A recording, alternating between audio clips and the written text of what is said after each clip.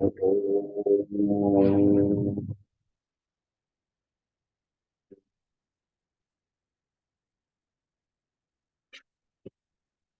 भूर्भुवः स्वः तत्सवितुर्वरेण्यं भर्गो देवस्य धीमहि धियो यो नः प्रचोदयात्। जी प्रणाम। देखिए सभी, आज की कक्षा अब आज से थोड़ी विशिष्ट कक्षा चलेगी। आज से नवरात्रि पर्व शुरू हो रहा है। आश्विन शुक्ल पक्ष। तो जो अपने सनातन धर्म में ये जो पर्व त्योहार आते हैं, पहले इसके साइंस को हमें समझना चाहिए, विज्ञान। तभी पर्वों का हम अधिक लाभ ले सकते हैं। नहीं तो पर्व आते जाते रहेंगे, हम लोग पालन करते रहेंगे, मनाते रहेंगे। ये उद्देश्य क्या है? सवाल ये आता है कि अपने कल्चर में, संस्कृति में डिवाइन कल्चर, इसमें डिवाइन कल्चर है, तो उसको भारतीय संस्कृति को देव संस्कृति कहा गया। यहाँ से अब शुरू करते हैं एक एक कड़ी। देव संस्कृति का मतलब होता है संस्कृति, ऐसा क्रियाकलाप, कृति माने कुछ क्रियाकलाप, कुछ ऐसे जीवन जीने की शैली जो कि संस्कार युक्त हो, यानी धीरे धीरे मनुष्य की चेतना को रिफाइंड करे। जब तक जीना है, कुछ ना कुछ तो करना ही करना है, तो क्यों नहीं ऐसा किया जाए कि चेतना को गंदा करने के बदले में सफाई भी हो और बात भी बने, उद्देश्य भी पूरा होता रहे, अपने आत्म कल्याण भी हो जाए, लोक कल्याण भी हो जाए। तो एक दूसरी और संस्कार हो, उत्कर्ष साधनम संस्कार है, एक परिभाषा दिया है ऋषियों ने कि संस्कार क्या है? उत्कर्ष साधनम संस्कार। साधनों को श्रेष्ठ बनाना संस्कार है। तो शरीर, मन, बुद्धि, चित्त, अहंकार, सारे तत्वों से बना शरीर साधन है। इसको रिफाइंड करने को संस्कार कहेंगे। तो शुद्ध करने को, शुद्धिकरण को संस्कार। जैसे चावल है, चावल को संस्कारित करिए, मतलब इसमें खादर खुदर कंकड़ वगैरह बीन कर भोजन काम लायक बनाया जाए, धोकर। ये सब सब्जी मार्केट से ला दिया गया है घर के लिए, उसको संस्कारित करने पहले, यानी गर्म पानी में उसको धो लिया जाए, या उसमें देख लिया जाए कहाँ केनाइल है, सड़ल है, पिल्लू है, छांट के हटाकर। सामान हम लोग कहीं खरीद लिए, भले पसीना की कमाई से खरीदे हों, कहीं चावल मंडी में खरीद ले, लेकिन उस चावल को कोई चोर चुरा करके बेचा हो तो उसमें चोरी के संस्कार उसके आगे रहे। पसीना की कमाई करते हुए भी उन साधनों में मूर्तियां गए, प्राण प्रतिष्ठा करनी है, जयपुर से मकराना मार्बल बढ़िया वाला ले, तो फिर उसमें प्राण डालने की जरूरत पड़ी है। तो प्राण डालने के पहले संस्कारित करो उस पत्थर को, 10 स्नान कराकर। देख रहे हैं संस्कारित। तो हो सकता है कि छेनी हथौड़ी चलाने वाला पता नहीं क्या सोच रहा था कि अपना कर्म कूट रहे हैं कि क्या कर रहा है, उसको तो बाड़े पर रहेंगे। मालिक अपने ढंग का कारीगर रखता है, जल्दी करो, आज ही मूर्ति देना है, कल करना। अब हो सकता है कि खींच करके भी बना रहा हो। एक होता है कि अपने लिए तैयार करना, ईश्वर के लिए बनाना, तो बिल्कुल एकांत में उसके लिए अलग भाव रहेंगे। तो अब जनेऊ भी पहनना है तो उसको भी संस्कारित किया जाता है कि सूर्य की किरणें आ रही है और उस पर किरणें पड़ रही हो, मनोज्योतिर्युष्टाम आजस्य। पता नहीं जो बनाने वाला था उसमें क्या सोच रहा था, आज इतना जनेऊ बना देंगे, ढेर पैसा आएगा। तो इस तरीके का भाव भी घुसा हुआ रहता है। हर क्रिया के साथ में प्राण जाती है, भावनाएं जाती है, केवल एक्शन नहीं जाता। रोटी बनाते समय मान लीजिए गृहिणी है और रोटी बना रही है घर परिवार, और कल के झगड़ा को भी याद कर रहे हैं, खुद बुद करके, तो सारा खुदबुदाहट झगड़ा उंगली के पोर से आटे में घुस जाएगा। जो जो खाएंगे सब झगड़ालू बनेंगे। इसलिए बलिवेश्य से संस्कारित किया जाता है कि बलिवेश्य कर लो। ये तो पकड़ाई। तो जो उत्कर्ष साधन है आत्मा को पाने के लिए, साधन शरीर ही है। और इस शरीर में सारे कंपोनेंट हैं, घटक होते हैं ना, इस मेडिसिन में इतने कंपोनेंट है, अवयव, इंग्रेडिएंट्स। इसमें पांचों तत्व है, तन्मात्राएं हैं, कर्मेंद्रियां हैं, ज्ञानेन्द्रियां हैं, प्राण तत्व सब मिले हैं। तो और भी सूक्ष्म तत्व है, मन बुद्धि चित्त अहंकार, ये सभी कुछ करण है, वो करण है, अपरितस के घटक। इनको शुद्ध करने के प्रोसेस को संस्कार कहेंगे। क्लियर? तो इसी शरीर में आत्मा का हम साक्षात्कार कर सकें। तो यदि संस्कार करते करते करते नर पशु नर पिशाच से बदलते बदलते नर मानव बन गए और देव मानव बन गए, तो इसको कहेंगे कि ये देव संस्कृति कहलाएगा। क्लियर हुआ? निर्माति मानवम या तो वही देव संस्कृति, जो मनुष्य को देवता बना दे, ऐसे जीवन जीने की शैली को देव संस्कृति कहेंगे। अब इसके लिए कुछ कुछ प्लेटफॉर्म बनाए गए है ना, कि तरीका, मंच। तो भारतीय धर्म में 4 मंच बनाए गए थे। एक, वर्णाश्रम की व्यवस्था, क्योंकि एज फैक्टर के अनुसार हमारी साधना हो। बचपन में एमए के क्लास की बात को नहीं समझेगा कोई, तो उसको शुरुआती दौर वाला ज्ञान दिया जाए। वहां से लेकर उद्देश्य वही रखा जाए कि विश्व का सबसे बड़ा महामानव बनाना है, लेकिन उसके एज और बुद्धि के आधार पर हमने उसके सब्जेक्ट विषय, भारी बस्ता होता है ना, बच्चे हैं जा रहे, इतना भारी बस्ता, उसी को ढोने में व्यस्त है स्कूल जाते। तो वो सब तनाव में गार्जियन का अलग ही तनाव होता है कि टॉप आना चाहिए। देखिए उधर अलग ही करना है, टास्क दे दिया जाता है, 7 सब्जेक्ट है और 7 टीचर आएंगे, 7 होमवर्क दे देते हैं और दबाव भी देंगे, कल ही बना के लेना। उसको घर पर खेलना भी है, दोस्त साथी का अलग दबाव आएगा, नहीं तो कल कुट्टी कर देगा, कल आज क्रिकेट में नहीं आया था। घर परिवार हालात जैसे कितने प्रेशर में जीता है। तो भारतीय संस्कृति का ऐसा रहा कि बिना प्रेशर का, बिल्कुल सरल तरीके से, जल्दी फटाफट इसी जीवन में आत्मा को पालने, ऐसा भी कोई क्रियाकलाप है क्या जिसका कोई साइड इफेक्ट ना हो? कपड़ा गंदा है, साबुन दीजिए, ऐसा भी साबुन होगा कि 2-4 बार में ही कपड़ा झरझरी हो जाएगा, झड़ जाएगा। इसका मतलब है कि उसमें गलाने वाला अधिक तत्व था, मैल तो हटाया, कपड़ा का सूता भी फाड़ के ले गया। तो ऐसा भी कोई साबुन है क्या जिसको साफ करें तो कपड़ा और भी चमक बढ़े, कीट निकले और इसकी उम्र भी बढ़े? वही साबुन गायत्री मंत्र है। क्लियर हुआ? जिसका कोई साइड इफेक्ट नहीं। गजब! एक ऐसा भी मंत्र है, एक ऐसी भी है, इसी को ढूंढा था ऋषियों ने, देवताओं ने, सब ने, कि जिसमें कहीं भी किसी भी तरीके से उसका कोई घाटा ना हो और सबके लिए सुलभ हो। आस्तिक, नास्तिक, कर्मी, ब्राह्मण, क्षत्रिय, वैश्य, शूद्र, अति गिरे पिछड़े, सुविचारा, इसमें कहा है कि इसमें एक शब्द क्या है कृष्ण ने रखा है, सुदुराचारों, दुराचारियों का भी कोई हेड हो, वो भी यदि हमारी शरण में आ रहा है तो संत मानने योग्य है। देखिए कमाल की बात है। इसका मतलब है कि मंत्रों में मैं गायत्री मंत्र, मैं अपने आप को गायत्री मंत्र बना दिया हूं, ऐसा कि करीब आने वाला ही बिल्कुल मोल्ड हो जाएगा। इसी को ब्रह्मास्त्र कह दिया गया। कोई भी किरण फेंका गया, मड़ी किया, आते आते फूल में बदल जाएगा। तो ये एक कमाल की स्थिति थी। तो इसी में पहला था कि एज फैक्टर के अनुसार शुरुआत का 25 वर्ष रखा गया कि बल विद्या संस्कार को जब बढ़ा लें, और थोड़ा सा आ गया, ज्ञान विज्ञान बढ़ गया तो इसका एप्लीकेशन करो गृहस्थाश्रम में। धन दौलत कमाना, समृद्धि, राष्ट्र को समृद्ध बनाने, श्रेष्ठ संतति उत्पन्न करके दें, और आत्म विकास भी हो साथ में। गृहस्थाश्रम में आत्मा को जाना कि नहीं जाना, पता नहीं कल मृत्यु हो जाए तो इस तरीके से ये आत्म विकास शुरू से अंतिम तक रखा गया। एक कॉमन फैक्टर कहते हैं, जिसको कॉमन माने सामान्य, जो हर उम्र में काम आवे।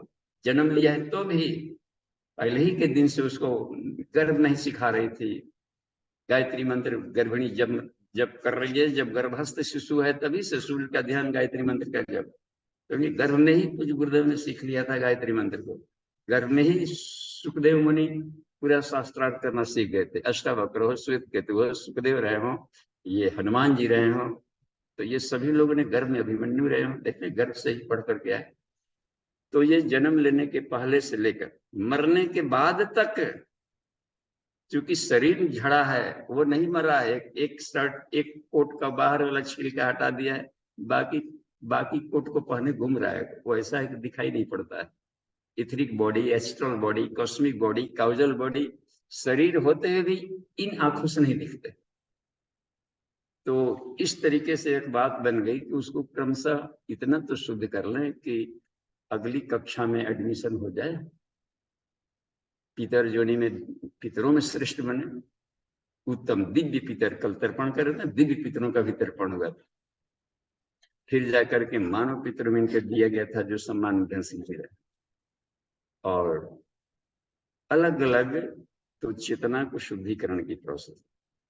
गृहस्थ आश्रम के बाद आ गया तो रिटायरमेंट का एज आते आते उसको बाकी समय क्या करेंगे, बच्चे जवान हो गए हैं तो मलिकाओं छोड़े, अपना चाबी का गुच्छा मरने तक मत झमकाते चलिए, उसको जल्दी से जल्दी देना है। उपनिषदों में बार बार हिदायत दिया है, संन्यास उपनिषद में, कि सारी जिम्मेदारियों की जानकारी दे दे जितना जल्दी हो सके, अपने को जिम्मेदारियों को सिकुड़ना। और अपना साल में सालों भर घर में रहते थे, अब 9 महीना समाज सेवा और 3 महीना घर वालों को कोई सलाह लेना हो तो आगे, बस थोपना नहीं, उनको कहीं सलाह सुझाव की जरूरत है तो सलाह दे देना, बिना मांगे सलाह देते नहीं चलना।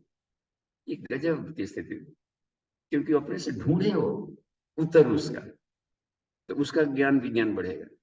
जब कंधे मजबूत हो गए तो सीधे निकल पड़ता है आगे के लिए आत्मानुसंधान, क्योंकि जन्म लेने का उद्देश्य था आत्मा को जाने की नहीं जाने। तो उसको जानने की प्रोसेस में जो भारतीय शैली थी, तो एज के अनुसार व्यवस्था, इसको वर्ण व्यवस्था कह देते हैं, आश्रम व्यवस्था इसको कहा जाता है, और वर्ण व्यवस्था कहते हैं जिसमें योग्यताओं का सदुपयोग, उम्र के सदुपयोग को आश्रम व्यवस्था, योग्यताओं के सदुपयोग को वर्ण व्यवस्था। यदि ज्ञानमान बन गए, आत्मज्ञानी बन गए तो आत्मा की खेती करें, दूसरों को भी आत्मज्ञान बनाएं। तो उनको जो अध्यात्म का मोर्चा संभाल रहा हो, प्रोफेसर किसी भी घर में जन्म लिया वो ब्राह्मण संज्ञक था, कितना शानदार वैज्ञानिक व्यवस्था था। लेकिन ज्ञान भी बहुत प्रकार का होता है, जज बन गए, न्यायपालिका से जुड़ गए, कितने बड़े, वो सब कोई नहीं जजमेंट दे सकता। उस तरीके के डिपार्टमेंट को, विभाग को, डिफेंस वगैरह हो गया, जो कि अपने पराक्रम बढ़ा करके और ईश्वर के अनुशासन या नेचर के अनुशासन को उल्लंघन कर रहा है तो उसको दंड भी दे, तो इसको क्षत्रिय विभाग कह दिएगा। डिपार्टमेंट है, फैकल्टी है सब। जन्म से प्रतिभाएं तो पिछले जन्म की प्रतिभाएं आती ही आती है, लेकिन वो आवश्यक नहीं किसी घर में जन्म ले। पक्षी उड़ा तो कहाँ बैठेगा, उसकी मर्जी, जहां पर सुविधा हो वहां जाएगा। तो इस तरीके से एक व्यवस्था थी। और भी देखिए तो वर्णाश्रम व्यवस्था एक, दूसरा था पर्व त्योहारों और संस्कारों की व्यवस्था, दो देखने, पर्व त्योहारों एक व्यवस्था थी, संस्कार पर्व त्योहार ये रखा गया। इस तरीके से इसी में एक संस्कार व्यवस्था है। तो संस्कार क्यों, इसमें बात आ रही, तो संस्कारित करने के पीछे यह उद्देश्य था। तो संस्कार से इंडिविजुअल को लाभ मिलता है, जैसे जन्मदिन हो गया, विद्यारंभ संस्कार है, देखिए एक को अन्नप्राशन है, एक को 1 to 1, तो इसमें बहुत सारा समय लगेगा 1 to 1 आदमी को संवारने में। तो हुआ कि थोक के भाव से काम किया जाए। जब थोक के भाव से जनमानस को सुधारा जाता है, शालीनता की तरफ मोड़ा जाता है, तो इसको पर्व कहते हैं। इंडिविजुअल्स को संस्कारित कर रहे हैं तो उसको केवल संस्कार में रखा, 16 संस्कार रखा। और भावना तो समाज स्थान समूह आश्रयमपि शालीनतानुकूलम च कर्तुम परवादि मन्यता, ये पुलस्त ऋषि के उत्तर देते हुए कात्यायन ने बताया प्रज्ञोपनिषद में। जो समाज की सामूहिक भावना है, रिजल्टेंट, हर व्यक्ति एक चुंबक है, तो सारे चुंबकों को मिलाकर पृथ्वी का एक मैग्नेटिक फील्ड बनता होगा, उसी को ऋ कहा गया, ऋग्वेद। तो इसके चुंबकत्व को ही एक रिजल्टेंट जो मैग्नेटिक फील्ड है उसी को युग भी कहते हैं, उसको चेंज करना है। तो सामूहिक भावना को, इस गांव की वातावरण कैसा है, इस गांव का वातावरण कैसा है, वहां का वातावरण अच्छा है, उस गांव में जाए, बिल्कुल कहीं भी निर्भय होकर के विचर सकता है। तो बिल्कुल सुरक्षित है, बिल्कुल व्यवस्थित है।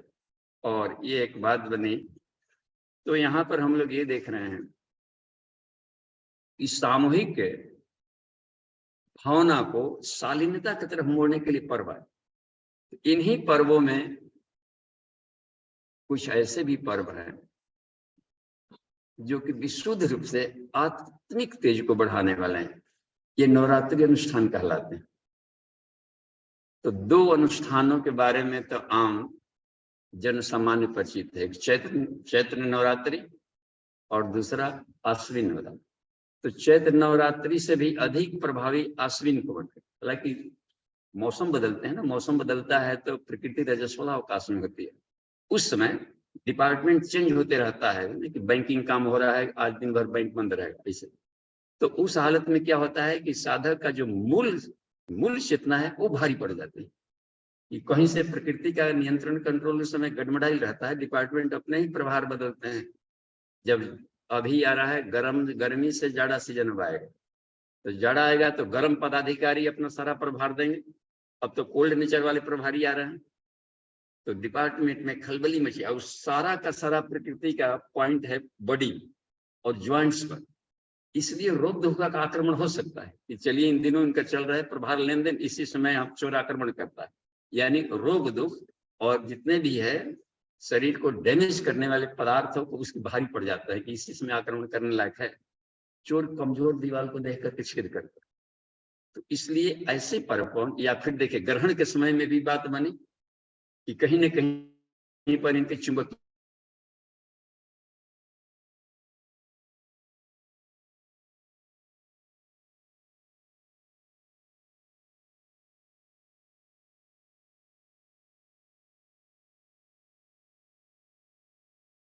ताकत भी बढ़ गया स्ट्रगल का। चैत्र वाले से अभी इसलिए अभी प्रभावी हो गया कि इसमें जाड़ा सीजन में साधना का लाभ अधिक मिलता है। साधना से जो गर्मी पैदा होगी, तो गर्मी को बैलेंस करने के लिए ठंडा नेचर का देखिए आ रहा है, बैलेंसिंग वाली बात होगी। अभी आप जलाहार करेंगे, रसाहार करेंगे तो भी साइड इफेक्ट नहीं होंगे, अपने को देखते हुए शारीरिक क्षमता पचाने। और वही गर्मी के सीजन में यदि आप कर लेते हो, जाड़ा सीजन होता है चैत्र वाले में, तो चूंकि जलाहार रखने से शरीर के अंग अवयव है बहुत ही सॉफ्ट हो जाते हैं, बच्चों की तरह कोमल हो जाएंगे सब। और उसके बाद तुरंत गर्मी का सीजन आ रहा है, तो जो विकार अभी बचा हुआ है वो गर्मी से आकर थोड़े फुंसी के रूप में निकलने लगेंगे, जल्दी से बाहर निकलेगा। इसलिए उसके प्रभाव है। तो क्लीनिंग के बाद में फ्रिज में रखा जाता है चीजें। तो कितना बढ़िया ऋषियों का खोज रहा होगा कि किसको अधिक है। तो ठंडा सीजन में अधिक तपस्या वाले जोड़िए, तप अनुष्ठान चंद्रायण का क्रम सब रखा जाता है कोल्ड सीजन में। तो अभी के लिए समय वाला है। तो आश्विन नवरात्रि तो 9 दिन जितना अधिक हो सके अपने आप को भर लिया जाए ऊर्जा से। जो विद्यार्थी यहाँ ऊर्जा का भरने माने ऐसा नहीं कि अब चलो साधना करें, बच्चों से भी कि चलो अनुष्ठान करना है 9 दिन। तो डर मत जाए कि कल से माला लेके बैठा देंगे मम्मी पापा, मम्मा माला लेके आएंगे कि नहीं, तुम नॉलेज बढ़ा लो 9 दिन। तुम्हारा स्वास्थ्य खराब है तो 9 दिन के भीतर में तुम अपने स्वास्थ्य को बिल्कुल ठीक कर लो। यही अवसर है, चुके मत चुको चौहान। तो ये कमाल की बात है कि हम अवसर न चुके, एक एक दिन बहुत कीमती है। इसलिए और यहाँ तपस्वी से पर यदि है तो इतनी ऊर्जा घनीभूत है, तो इस ऊर्जा का हम लोग अधिक से अधिक लाभ लेंगे जितने भी आएंगे। और सुबह के जो उपनिषद की कक्षा का रखा गया है, तो इन उपनिषदों में चयन किया जाता है कि आज के कौन से उपनिषद रखें। तो तंत्र महाविज्ञान के आधार पर आत्मानुसंधान के जो अपग्रेडेड क्लासेज हैं, संडे रविवार वाला ये बनाया गया है। तो तंत्र यानी पूरी प्रकृति और अपना शरीर का सिस्टम, इस पर आत्मिक तेज से कैसे नियंत्रण किया जाए। दवाइयों के बल पर हम न जिए, अपने प्राणिक एनर्जी से ही उसको हम बैलेंस रखें। ज्ञान के लिए भी किसी के लिए डिपेंडेंसी ना हो। दत्तात्रेय ऋषि अपने मनन चिंतन से ज्ञान पालन, देख रहे हैं कमाल की बात है। खुद का, तो खुद के माध्यम से आत्मिकी तेज को कैसे बढ़ा लिया जाए, और वो ऐसा हो जाए कि किसी भी तरीके के आक्रमण को, संसारिक उठापटक को, प्रकृति के हाईली एनाट्रोपी है उसके झटके को सह सके। तो उसमें रह गई बात, तो पिछले जो 3 सेमेस्टर थे, वेदाचार, वैष्णवाचार और तीसरा शैवाचार, सत्य रज तम, इसको नियंत्रित करने में कक्षाएं चली कि अपने भीतर के हे अर्जुन निस्त्रय गुण बन।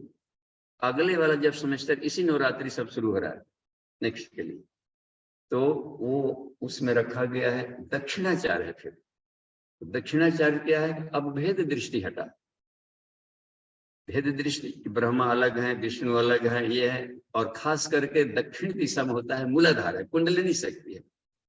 तो ऊपर है सहस्रार है, शिव जी हैं, इधर शक्ति हो गई, देवता हो गए ऊपर, देवी हो गई नीचे। तो देवी और देवताओं में अंतर मत करो, नहीं हो गया। माता पिता में अंतर मत करो, स्त्री और पुरुष में अंतर ना करो। तो भेद दृष्टि को खत्म करने की जो ज्ञान विज्ञान है उसको दक्षिणाचार कहते हैं। क्लियर? त्वम मैं कुमार उतवा कुमारी, हे ईश्वर आप ही कुमार हैं, आप ही कुमारी हैं। थोड़ी सी भी भिन्नता यदि है तो दिमाग में रोग पैदा होंगे, कहीं ना कहीं वो आदमी को डैमेज करेगा किसी भी तरीके के। ये जड़ है, ये चेतन है, यह भी यदि दिमाग में भ्रम रहेगा तो रोग पैदा करेगा जी। ये इतना खतरनाक होता है दिमाग के भीतर में, क्योंकि अंतर्द्वंद चलते रहेगा। वो अंतर्द्वंद क्या करेगा कि वो हाइपोथैलेमस में सारे चलते हैं, लिम्बिक सिस्टम में सारे क्रम चलते हैं। उसी के आधार पर पिट्यूटरी ग्लैंड अपना है जो पीयूष ग्रंथि है, वो हानिकारक है, गड़बड़ वाला हार्मोन्स निकालेगा। और वो मास्टर ग्लैंड है तो सारे शरीर के सिस्टम को कंफ्यूज कर देगा वो।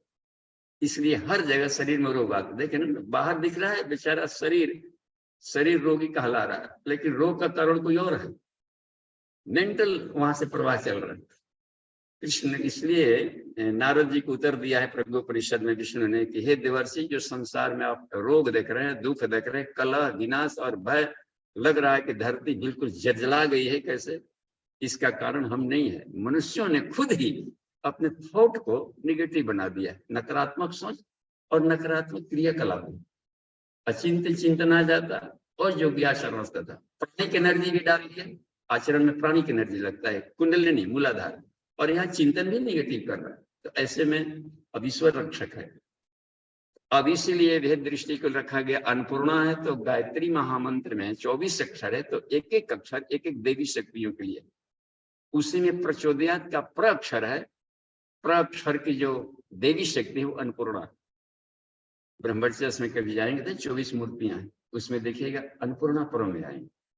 और इसके शोध करता है पिपलाद ऋषि। वाह, पीपल के फल अन्न खा करके देखिए ब्रह्मज्ञानियों में श्रेष्ठ बन गए। तो जीवनी शक्ति का संचार, अन्न माने केवल भात दाल मत समझे कि भारी भर कमले के खा रहे, उसी को अनाज कहते हैं। आपो वही अन्न, जल भी अन्न, तेजो वही अन्नम, अग्नि तेज, ब्रिलियंसी को अन्न कहा गया है, मेंटल स्टेट का। देखे ना, अन्न माने जीवनी शक्ति, प्राणमय कोश भी जीवनी शक्ति। तेजो ब्रिलियंसी जो अपना होता है, अभामंडल वो भी एक अनाज है उसके वाला। भावनाएं होते ही इमोशन, भावाग्नि शब्द कहा है, अग्नि के ऊपर वाले सब अग्नि है, भावाग्नि, आत्माग्नि, ब्रह्माग्नि, सब में अग्नि लगा है। तो तेजो वही अन्नम, तो इसको द्वारा ग्रहण करने की बात आएगी। जब ऐसा ब्रह्म ज्ञान आ जाएगा तो भेद दृष्टि खत्म हो जाएगा। तो इसमें 6 माह तक हमें देवी शक्ति की साधना करने को सीखना होगा। यत्र नार्यस्तु पूजन्ते रमन्ते तत्र देवता, इन्हीं कर्म में आएगा। तो आज को हम देखेंगे चित रूपड़ी है, तो अमेरिका से साथ में रहेंगी किरण चावला जी, तो वो वाचन करेंगी और हम लोग देखेंगे इसमें से कौन सा वैसा टर्निंग पॉइंट है जो कि कम समझ में आता है। तो केवल टर्निंग पॉइंट को हम लोग उसको हल करेंगे। तो नितिन जी देखिए तो। जी बाबू जी प्रणाम। हाँ जी प्रणाम दे जी। अन्नपूर्णो उपनिषद। हरिओम। निधाद नामक योगी वर ने ब्रह्मवेताओं में श्रेष्ठ ऋभु को दंडवत प्रणाम करके उठकर सादर प्रश्न किया। भगवान, आत्म तत्व का उपदेश कीजिए। आपने किस उपासना से इस तत्व को प्राप्त किया? मोक्ष रूपी साम्राज्य को प्रदान करने वाली उस महाविद्या को मुझे बतलाइए। रिभु ने कहा, हे निदाद, तुम कृतार्थ हो। इस सनातन विद्या को सुनो, जिसके विशिष्ट ज्ञान से तुम जीवन मुक्त हो जाओगे। मूल श्रृंगार के बीच में बिंदु नाद कला की आधारभूता नित्यानंद स्वरूपा निराधारा सुकेशी त्रिलोकेश्वरी महालक्ष्मी विराजमान रहती हैं। कामतारा के बीज मंत्र नमः भगवती अन्नपूर्णे ममाभिलक्षणम अन्नम देहि स्वाहा, यह मंत्र सार के रूप में प्रसिद्ध है। यह 27 वर्णों वाला मंत्र योगिनियों द्वारा सेवित है। मंत्र का स्वरूप इस प्रकार से है। ओम ऐं ह्रीं सौं श्रीं क्लीं ओम नमो भगवती अन्नपूर्णे ममाभिलक्षितम अन्नम देहि स्वाहा। 27 अक्षरों वाला मंत्र हमारे पिता ने हमें दिया था। प्रतिदिन अपने आश्रम में नियम पूर्वक मंत्र का अनुष्ठान करना मैंने आरंभ किया। बहुत दिनों तक अनुष्ठान करने के बाद एक दिन विशाल अक्षी अन्नपूर्णा मुस्कुराती हुई मेरे सामने प्रकट हुई। उसे देखकर मैं दंडवत प्रणाम करके हाथ जोड़कर खड़ा हो गया। तब भगवती अन्नपूर्णा ने कहा, वत्स, तुम सफल हो गए, वरदान मांगो, देर मत करो। तब मैंने कहा, हे भगवती, हे पार्वती, मेरे मन में आत्म तत्व प्रकाशित हो जाए। ऐसा ही हो कहकर देवी अंतर्हित हो गई। तब संसार के विचित्रता को देखकर मुझे विचार आया। भ्रम 5 प्रकार का प्रतीत होता है, वही यहाँ स्पष्ट किया जा रहा है। जीव और ईश्वर भिन्न रूप में दिखाई देते हैं, यह पहला भ्रम है।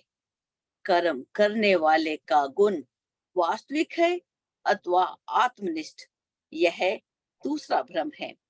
जीव तीनों शरीरों में आसक्त है, यह तीसरा भ्रम है।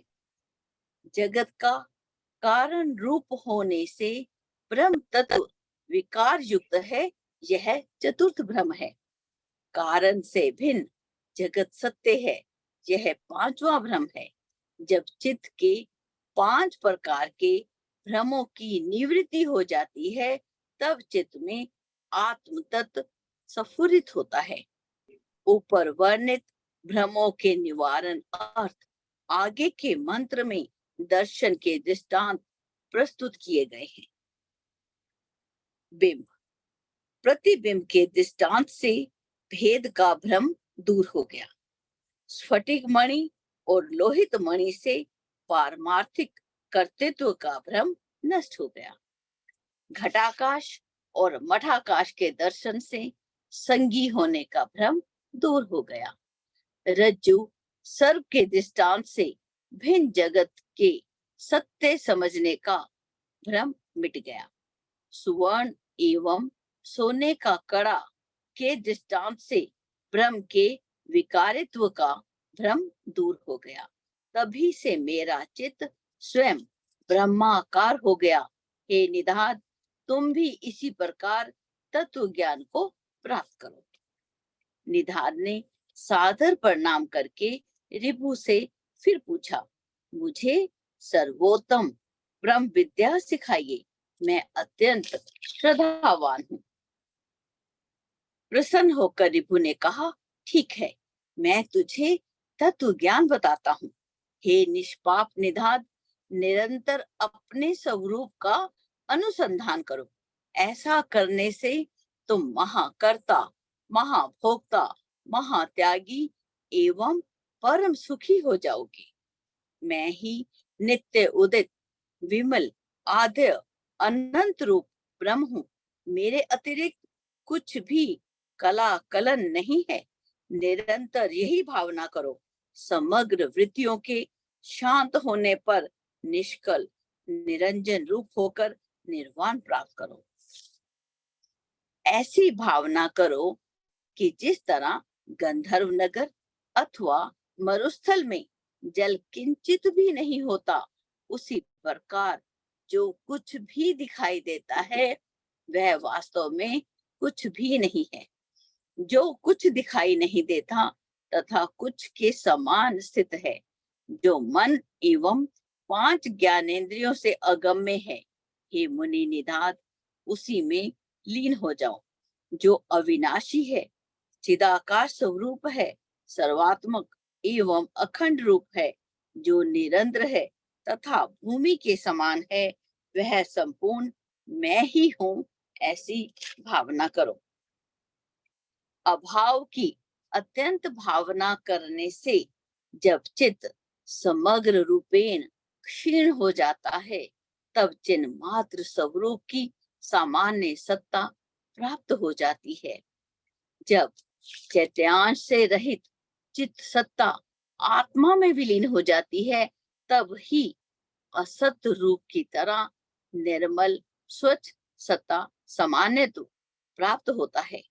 जब मुक्त सदेह एवं अदेह में परम समदृष्टि प्राप्त हो जाती है, तब तुरया कही जाने वाली स्थिति प्राप्त होती है। अज्ञानी को नहीं, लेकिन आनंद से भिन्न पूर्ण आनंद में मग्न जैसी मुख द्युति वाली यह तुरया स्थिति होती है। चिरकाल तक मनन करने से संपूर्ण भ्रमों के क्षीण हो जाने पर एकमात्र प्रज्ञा के द्वारा ही यह परम पुण्य पद प्राप्त होता है। जी बाबू जी।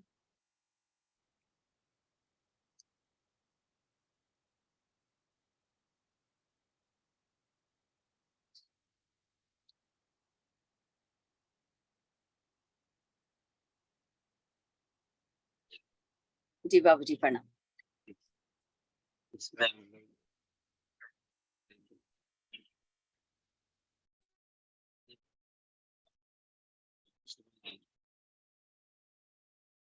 चूंकि यह चेतना के शुद्धिकरण के बातें बताई गई, तो हो सकता है कि पढ़ने पढ़ाने बताने के बाद भी कम समझ में आया हो।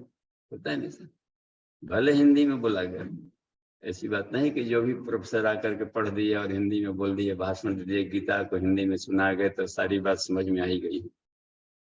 अपनी अपनी समझ के आधार पर उन शब्दों का प्रयोग हम लोग नहीं करते रहे हैं। कोई नहीं बताया है तो कुछ का कुछ मध्यम मांसम च मीनम च, इसी उदाहरण में आ जाता है ना कि मध्य मांस मीन, शराब, मांस, मछली, मुद्रा और मैथुन, मकारम पंचकम माहुर जोगी नाम मोक्षदायक।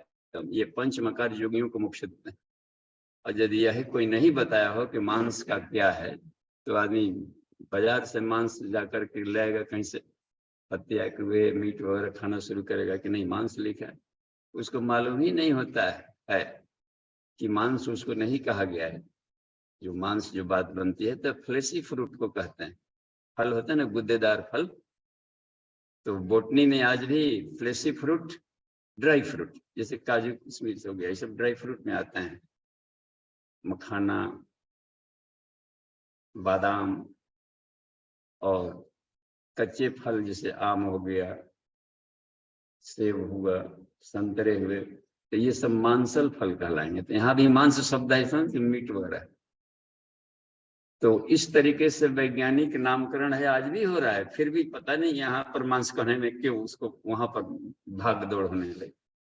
मध्यम में आ गया तो शराब ही अर्थ नहीं होता है, इसको भी मध्यम पान कहा गया है। ससराज चक्र से टपकते हुए रस को मध्य कहते हैं। उसको पान करने वाला है, तो ये मोक्ष प्रदान करने वाला। ये कहते हैं कि शब्दों के भीतर में अभिव्यक्ति की गई है कि किस भाव से उन शब्दों का, एक हर शब्द के अनंत अर्थ होते हैं, तो एक ही अर्थ में नहीं जीना चाहिए। नहीं समझ में आवे तो इसके विज्ञ से पूछनी चाहिए। तो पहुंच गए हैं निदाघ पूछने के लिए ऋभु के पास। ऋभु ब्रह्मवेताओं में भी श्रेष्ठ मनाते हैं, जैसे याज्ञवल्क्य ऋषि कैसे हैं ब्रह्म ज्ञानियों में श्रेष्ठ बने, तो ये साक्षात्कार करने वालों में श्रेष्ठ थे। आत्म साक्षात्कार जितने लोगों ने किया है उसमें इनको सबसे वरीय स्थान दिया जाता है, ऋभु को। तो महर्षि ऋभु से निदाघ पूछ रहे हैं। निदाघ उनके सबसे प्यारे शिष्य थे, जैसे दत्तात्रेय के सबसे प्यारे शिष्य थे संकृति। इसमें मिलेगा कि संकृति ने कहा कि हे भगवान, हमने अवधूत के बारे में बताया। तो इस तरीके से एक बात रहती है, तो इसलिए इनके पुत्र कहलाने लगे। होता है ना कि मानस पुत्र भी पुत्र कहने लगता है जो अपने गुरु का सबसे बड़ा काम करे। तो ऋभु अब ये बता रहे, पूछ करके यहाँ पर चले गए थे कि हे भगवान, अब देखिए शिष्य क्या पूछ रहे जिज्ञासा, ऐसे प्रोफेसर के पास जाना जो कि सारे कंफ्यूजन को दूर सके, क्लियर स्पष्ट तस्वीर देता। जब रोगी हुआ है तो गली कूचों के चिकित्सक से क्यों पूछ ले, हो सकता है कि और बिगाड़ दे। चिकित्सक भी सलाह लेना चाहिए, एक्सपर्ट से लेना चाहिए। तो वो कहीं भी कंफ्यूजन दे और भरमा देगा। कुछ हुआ है ऐसे कह दे कि अरे अभी करने लगे, नवरात्रि में ऐसा नहीं किया जाता, हमने सुना है, उसने सुना है, इसने सुना है, बस यह बात के बिगड़ गई। जलाहार के लिए बिल्कुल आज जीवितिया है, बिल्कुल नहीं पिया जाता। अब देखिए, अब डर डरा करके और कंफ्यूजन कर दे। तो गुरुदेव से पूछेंगे तो कहेंगे कोई भी व्रत त्योहार आज के समय में जो कलयुग में बिना पानी के नहीं किए जाते, साफ लिख दिया महाविज्ञान। तो पूछना चाहिए तो बिल्कुल एक्सपर्ट से। इन्होंने कहा कि हे भगवान, हमें आप यह बताइए कि आपको आत्मज्ञान कैसे मिला। कमाल की बात है। अब ब्रह्मज्ञानियों में श्रेष्ठ कह के तो और जल्दी ही पा लिए। जैसे हम लगता है कि लंबे समय लग जाता है। गुरुदेव ने कहा था कि पूर्णता तक ले चलेंगे, हमको आशा नहीं था कितना जल्दी। तो पूछा कितना जल्दी, क्विक कैसे मिल गया। तो वही बता रहे हैं कि देखो, हमने पिताजी से एक बार प्रश्न किया था कि आप हमें ऐसा सूत्र बताइए बिल्कुल सरल हो और आत्मा को जाना जा सके। तो उन्होंने हमको एक मंत्र दिया था, उस मंत्र के बारे में यहाँ पर आया। इसमें देखिए, इस मंत्र में ऐंग, कुछ बीज मंत्र लगा करके लोग प्रयोग करते थे।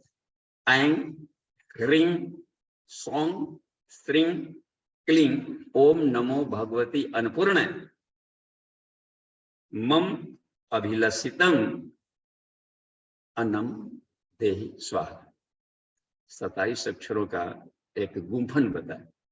तो कुछ बीज मंत्र लगाने से तो साफ है। हम लोगों ने अक्षर मालिकों उपनिषद में देखा है कि हर आवाज का आया है तो एक साउंड एनर्जी कहीं ना कहीं आकाश में तहलका मचाएगा। ओम गंग गणपति, ओम गणपति में भी बोल सकते, गंग शब्द जोड़ दिए तो गंग गंग गंग, तो आकाश के सारे विघ्नों को दूर कर देगा अपने जीवन। आवाज में बहुत जादू होता है मंत्र में। सारा संसार आवाज पर चल रहा है। आवाज से ऐसा हो गया कि परिवार अलग हो गया, सिर्फ बातों को लेकर के बात बनी है। इन्होंने ऐसी बात कह दी, इन्होंने ऐसी बात कह दी, ये की जा रही। लग रहा है ना कि बैखरी मध्यमा पराप्रशांति जो चारों वाणियां हैं, सारे प्रकृति को यही चला रही है। देवी वाचम एक ओम ध्वनि है, सारे ब्रह्मांड को यज्ञो विश्व से भुवन से नाभि करके चला रहा है। तो इन शब्दों के माध्यम से बताया। तो पहले हम लोग हिरिंग भी देखिए इसमें आया है, श्रींग भी आया है, क्लींग भी आया है, एक ऐंग आ गया। और गुप्त नवरात्रियों में हम लोग आहुतियां डालते हैं, ऐंग ह्रीं क्लींग चामुंडाय विचय स्वाहा। उसमें से श्रींग वहां नहीं देखें।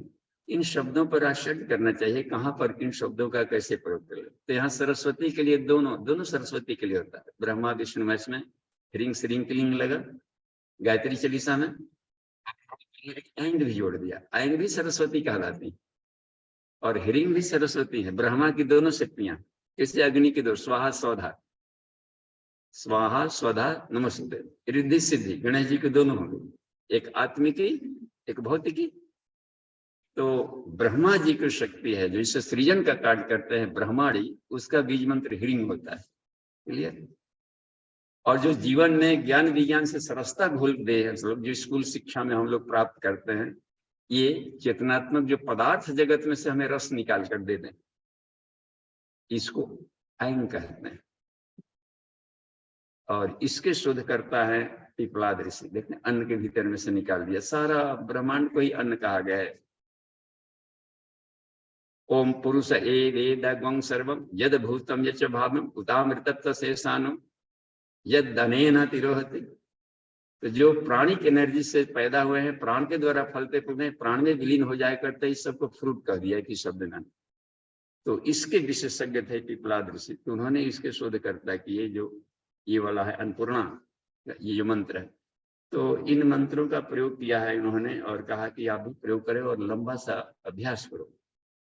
बहुत लंबा अभ्यास करते करते करते इससे साक्षात्कार हो गया चेतना का।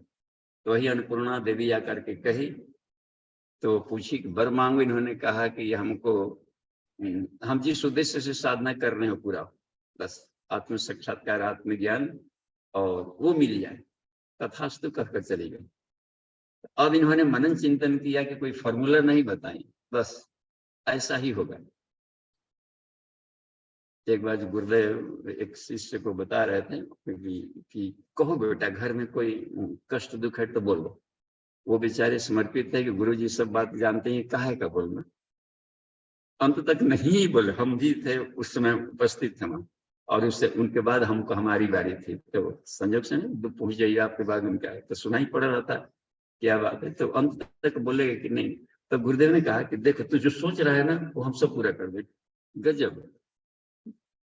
इसका मतलब यह है कि वो लोग पश्यंती वाणी भी कभी सुन लेते थे, जानते थे, जिनकी जैसी साधना रहे। तो इन्होंने यही बात कही कि ऐसा ही होगा बस। तो अब इन्होंने सोचा कि ऐसा ही होगा क्यों, तो जैसे सोचना शुरू कर दिया कि ये संसार में ये भ्रम ये सत्य है। सकार और निराकार को लेकर के न जाने कितने पछड़े चलते रहते हैं। कि आप सकार मानते हैं, निराकार, आप दोनों को मानते हैं, कहने में क्या दिक्कत। जो सकार है वही निराकार है, जो निराकार है वही सकार है। इस भेद दृष्टि को मनन चिंतन से इनको आना शुरू हो गया कि संसार जो भ्रम है, भ्रम के आधार पर हमें पुनर्जन्म होता है। उसको जानने की जिज्ञासा को लेकर इच्छा रह गई, जिज्ञासा रह गई, कौतूहल रह गई। पहली बार के आत्म साक्षात्कार में, ईश्वर साक्षात्कार में हमको ये नहीं पता चला था कि जो डिवाइन एनर्जी है, जो मौलिक ऊर्जा है सृष्टि को चलाने, वो कहाँ से गई, इसका ओरिजिन कहाँ पर है, कहाँ विलीन होती है। तो एक इच्छा तो बची रह गई। अब उसके लिए फिर तपस्या करते करते 11 साल बाद फिर उसका उत्तर मिला। तो मनन चिंतन करेंगे तो मंथन से कहीं ना कहीं से मलाई निकलेगा ही आत्मज्ञान। हम लोग अपनी साधना को छोड़े मत, लगातार मनन चिंतन करते रहे, अपनी साधना को कंटिन्यू बनाए रखे। हर दिन कुछ ना कुछ लाभ मिल रहा है उसमें से। और एक ही बार एक होता है ना केमिस्ट्री में, टाइट्रेशन होता है पॉइंट, एक एक बूंद डालते डालते डालते कलर चेंज ना होगा, एक ऐसा भी ड्रॉप आएगा कि पूरे कलर चेंज कर दो। तो जो रिजल्ट मिलता है तो ऐसा मत समझिए कि आज वाला ही केवल दिया है, वर्षों का एक एक बूंदे उसमें डाला गया है, जो घृत की आहुति दी गई है वो जाकर रिजल्ट दी। तो इनको भ्रमों का निवारण हो गया। और 5 प्रकार के इसमें भ्रम है जिसका निवारण किया गया यहाँ पर। अब देखिए इसमें क्या क्या बता रहे हैं। देखिए ऐसा ही हो, भ्रम 5 प्रकार के होते हैं। इसको हम लोग भी समझे। कंफ्यूजन आदमी को होता है जहाँ प्रश्न भरते हैं चेतना को। आत्म साक्षात्कार के क्रम में जाएंगे जब हम लोग, यानी मनोमय कोश से ऊपर की जर्नी जब शुरू कर देंगे, तो अब तब जाके इन सब भ्रमों की बात आएगी। मनोमय कोश तक तो रूप रस गंध शब्द स्पर्श का चिपकाव था, ये उधर आगे नहीं बढ़ने दे रहा। अब आगे बढ़ भी गए तो फिर जाकर अब भ्रम अपना शुरू हो जाएगा। विज्ञानमय कोश का फिर कंफ्यूजन आएगा। मानस का एक सूत्र हमको बार बार वो कौंधते रहता है, जिसमें एक इसमें लिखा है कि सोहम अस्मिति वृत्ति अखंडा और दीप शिखा सोई परम प्रचंडा। जो सोहम साधना है वो सबसे बड़ा आत्मिक तेज को बढ़ाने वाला, अपद दीपो भव कर देता है। और देखिए इसमें आत्म अनुभव, आत्म साक्षात्कार होगा इसी से। विज्ञान में कोश में आत्म साक्षात्कार की झलक मिल जाती है। आत्म अनुभव सुख सुप्रकाशा, जो परम सुख है उसको प्रकाशित करता है। लौकिक सुख नहीं, परम सुख, सुख दुख के एक परे परम सुख ते ही बीच रहा समाई साधो सह समाधि भली। ये कहा कि उसका उसकी झलक आने लगती है कि दिव्य आनंद। और उसमें क्या बनते, सुख सुप्रकाशा तब भव मूल भेद भ्रम नासा। देखते भ्रम, तो भ्रम के भी कहा कि एक ही प्रकार का कंफ्यूजन नहीं, एक का उत्तर सर जी ये बता दी, इस प्रश्न का उत्तर नहीं आता है, ठीक है लाओ बता दी, सर जी इसको भी बता दिए, भी कंफ्यूजन आ रहा। मास्टर साहब इस चौथा वाला हिसाब तो आपने बता दिया, पांचवा हम बताए, पांचवा भी नहीं आ रहा, इसको भी बताए, छठवां भी बताए, तब तू क्या करेगा, हम खाली पढ़ते रहेंगे। तो ये एक मनन चिंतन की जो बात आ रही है, तो भ्रम एक ऐसा भी ज्ञान है जिसको मिल जाने के बाद संसार के सारे भ्रम दूर हो जाएंगे, और कंफ्यूजन के चलते ही फिर जन्म लेना पड़ा है उसको, उस खोज में समाधान नहीं मिला था। तो लग रहा है ना कि ज्ञानान मुक्ति जो बंधन भूत का कारण बना है वो भ्रम बना। और भेद दृष्टि, तो यही भेद और भ्रम को 5 प्रकार के यहाँ गिना दिया है। तो एक तो भ्रम ये होता है कि ईश्वर अलग है, जीव अलग है, ईश्वर अलग है, जीव अलग है, शिव अलग है, जीव अलग है, हम लोग अलग हैं, ईश्वर अलग है। इसी बात को तभी हम प्रार्थना करते हैं, भगवान विषय विकार मिटाओ, पाप हरो देवा, वो अलग अलग रहना कि हम, जब यह पता चलेगा कि जिसका हम प्रेयर करते हैं हमारे भीतर ही वही बैठा है, हमारे मूल में अंतिम कक्ष में जो अपना सबसे अंतिम वाला परत है, वहां वही बैठ करके मुस्कुरा रहा है, हम बाहर कहीं खुश हो रहे हैं, यहाँ बैठा है वहां भीख मांग रहे हैं, गजब भारी। यहाँ पर दादाजी बैठे हैं, दादाजी प्रणाम घर कर रहे हैं, तो कहाँ से मिलेगी बात है। तो जिनको भी मिला है भीतर ढूंढा तो पाए करे, ये तो हम ही गलत दिशा में जा रहे थे। तो यहाँ पर एक बन गई है कि वो अलग नहीं है, भीतर नहीं है, अलग होने का कारण जो बनता है वो भ्रम, अज्ञानता का, ज्ञान का अभाव। ऐसा लग रहा है कि ऐसा ज्ञान नहीं मिल रहा है कि जीव ही शिव है, शिव ही जीव है। जीव कैसे कहला गया, तो धान का उदाहरण सबसे बढ़िया दिया है उपनिषदों में। चावल पर छिलका लग गया, भात हम लोग कहते हैं चावल, तो कहेंगे कि चावल लाइए, आप कोई धान दे दे तो हम धान मांगे थे कि चावल मांगे थे, लग रहा है ना जी। तो कवर से युक्त है, कवर हटा लेंगे तो थोड़ा कवर में ढक करके गाड़ी दे दिया, टीवी दे दिया, नहीं तो सामान को डिब्बा में बंद करके दे देंगे ठीक रहे। तो डिब्बा में बंद कर दिया तो नाम बदल गया।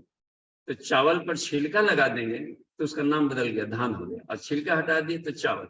यदि छिलका लगे हुए को खेत में डाल दिए कहीं मिट्टी में तो नया पौधा हो गया, और छिलका हटाकर डालेंगे तो नहीं उगेगा। तो ज्ञान के द्वारा ये पांचों कोषों को अनावरण कर देंगे कि उसी के प्रकाश ये है, सिर्फ प्राणों के सिर्फ लेयर्स भर हैं, अलग नहीं है स्वतः, तो इसी के रेडिएशन है, तो भेद भ्रम खत्म होते जाएगा। तो यही बताया कि शिव ही जीव है, जीव ही शिव है, पाशबद्ध तथा जीव।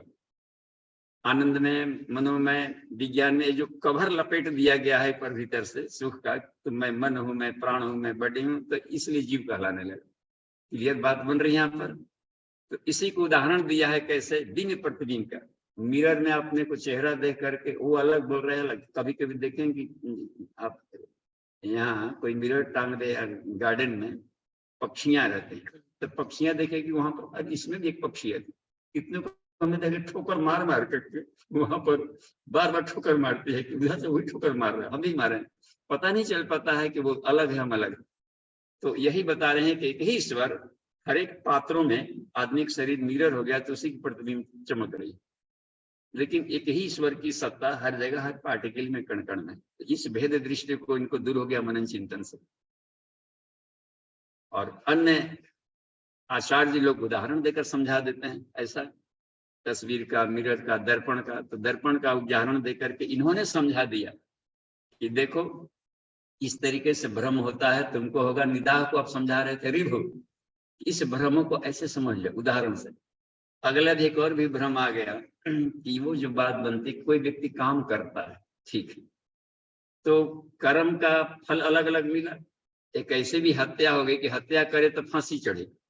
कभी कभी होता है कि इनकी हत्या करेंगे तो 50,000 का इनाम भी लिखा रहता है। गदम, दोनों हत्याएं, भाव भाव का अंतर पड़ रहा है, मर्डर दोनों अवस्था में आ रही हो रही, हत्या हो रहा है।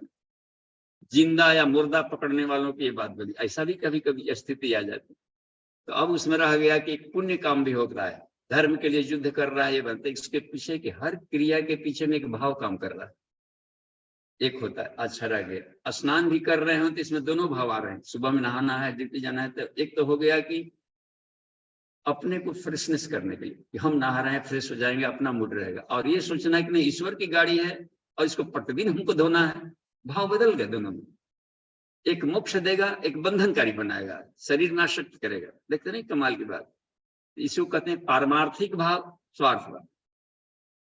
ये भावनाओं के भी अंतर से परिणाम में आदमी कंफ्यूजन में पड़ा रहता है। इसके चलते भी आत्म साक्षात्कार नहीं होता है कि काम करते समय में पारमार्थिक भाव है, निश्चयात्मिका बुद्धि है गीता के भाषा में, तो उसको आत्मज्ञान पाने में दिक्कत नहीं होगी।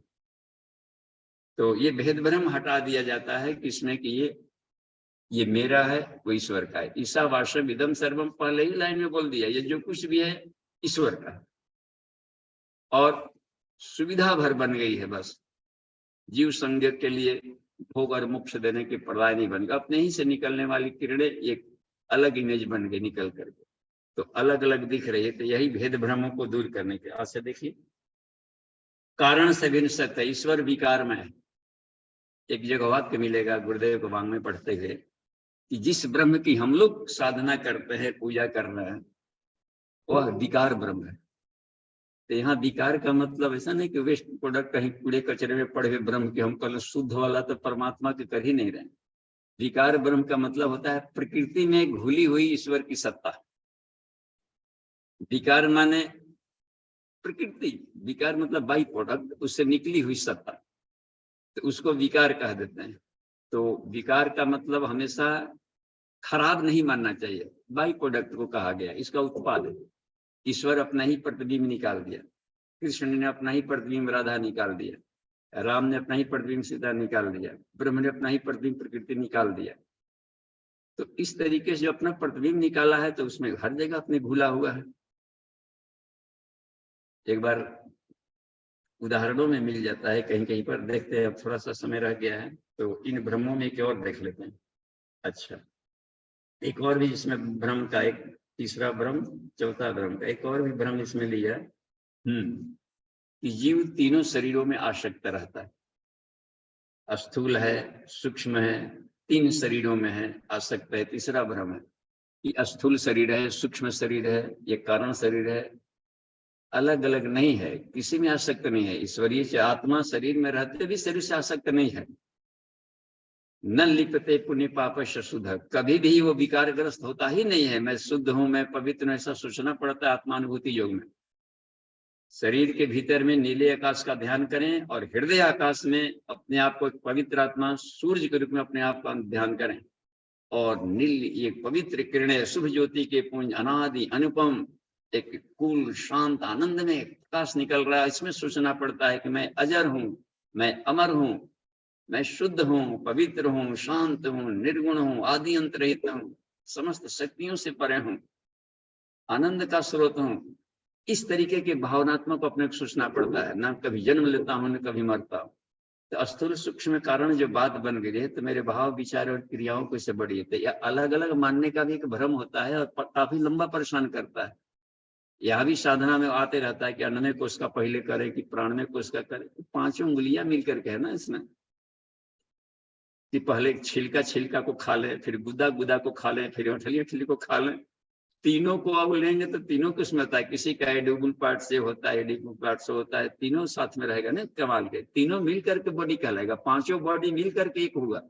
तो 5 मिनट भी साधना करनी है तो एक एक मिनट पांचों पर करना पड़ेगा। क्लियर हो रहा है? अब 32 दांत भगवान जी दे दिए हैं, तो अच्छा ठीक है, आज के 9 टीथ को साफ करेंगे, कल उस दांत को साफ करेंगे, तब तक से एक झड़ जाएगा, एक पैरिया हो जाएगा, सड़ जाएगा। प्रतिदिन 32 को लेकर चलना है। बात बन रही है सर? तीनों अलग अलग नहीं है, उनके प्रतिदिन भावनाओं से, विचारों से, क्रियाओं से काम लेनी पड़ती है। इसलिए इस भ्रमों को दूर करने के लिए कहा कि देखो, अपने आप को आत्मा मान करके जियो। और अहम चिन्ह मात्र में होती चिंतनम ध्यानम उच्यते, मैं चित्त स्वरूप हूं और चेतना के सिवा कुछ नहीं। जब मैं क्या हूं का मेडिटेशन करेंगे हम लोग, उनके साहित्य के आधार पर जो गुरुदेव ने बताया है, तो ध्यान के गहराई में जाएंगे तो लगता है कि मैं सोच रहा हूं। तो मैं सोच रहा हूं तो वो कौन है जो सोच रहा है कि मैं सोच रहा हूं? उदाहरण है कि और भी कोई ना कोई ऊपर एक सत्ता बनी रह रही है। और मैं शरीर नहीं हूँ, शरीर तो यहाँ पड़ा हुआ था और सपना में कहीं और टहल रहे थे, लग रहा है कि मैं शरीर नहीं हूँ। जब वहां था तो ये कौन था? कल यहाँ पर ये बोल रहा था दादाजी प्रणाम, पिताजी प्रणाम, और जाकर के शरीर लुढ़क गया है और कहीं पर हो, तो इसका मतलब है कि ये नहीं बोल रहा था, बोलने वाला कोई और था, निकल गया। लग रहा है ना भेद?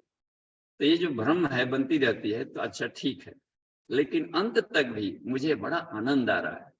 तो इस बात को कौन सोच रहा है? और जब शरीर नहीं है तो इसका मतलब है कि आकाश में ही सब भूला हुआ है, मैं आकाश के सिवा कुछ नहीं हूँ। एक बात बन रही है।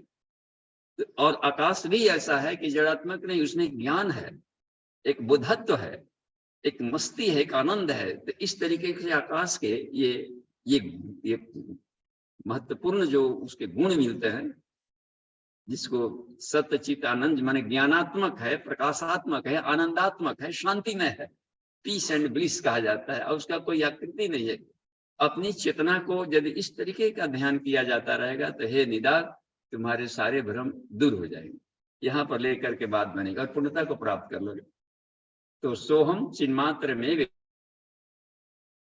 ध्यान उच्यते। तो एक ये भी परिभाषा दिया है ध्यान का ऋषियों ने उपनिषदों में, कि मैं इस ब्रह्म के सिवा और कुछ भी नहीं हूँ, ऐसा चिंतन करने को ध्यान कहते हैं। देखिए, और यहाँ तत्परता एकांता ध्यान, निचली कक्षा में यह बात बताई गई थी कि जहां भी ध्यान गया उसके बारे में उसकी जानकारी लेने का शुरू करो। ये भी एक मेडिटेशन है। गुरु जी, बाबू जी ध्यान करिए, आप गए थे इधर से छाता लेकर और छाता पर भुला गया, तो ध्यान करिए, कहाँ छूटा? ध्यान देकर गाड़ी पास करना, ध्यान देकर के लिखना, ध्यान देकर के पढ़ो, नहीं तो नंबर कम आ जाएगा। अब गार्जियन सिखाए नहीं कि ध्यान कैसे किया जाता है। तो आंख बंद करके पढ़ो, ऐसा होगा? नहीं, आंख बंद करने को ध्यान नहीं कहते। सब बात मान गई। तो इसका मतलब है कि अवेयरनेस, जागरूकता, एक समझ है, ध्यान का मतलब होता है। जिस सब्जेक्ट को पढ़ना पढ़ रहे उसको उसको उसको समझो, वो क्या कह रहा है, उसका थीम क्या है, कहाँ है, उसका क्या अप्रोच है, क्या हमें लाभ देगा। विभिन्न इस प्रोसेस को समझने की प्रक्रिया को ध्यान करते हैं। ध्यान ध्येय से बना ध्यान, मनन चिंतन, और वो गहराई का, आर पार का मनन चिंतन। तो इन्हें कहा कि तुमको ध्यान करना है तो ऐसा ध्यान करो तो ईश्वरीय सत्ता मिल जाएगी। तो समय पूरा हो गया है, तो प्रश्नोत्तरी सेशन में हम आते हैं। तो नितिन जी देखिए, तो ऑनलाइन प्रश्न होंगे तो चैटिंग में आएंगे, और यहाँ पर इसको एक बार घुमा दीजिए। तो देखिए, तो सत्र शुरू हो गया है और देश भर से बहुत ही उत्कृष्ट साधक आए हैं, और हर क्वेश्चन को बिल्कुल अनुशासित ढंग से यहाँ से आ रहा है, उसमें से दिख रहा है, ठीक है, उसमें से दिखा रहा है। तो ये, तो हम में से कोई प्रश्नोत्तरी बन सकती है, तो चलिए, हैंड रेज है, पूछिए। यहाँ आप माइक ले जाइए।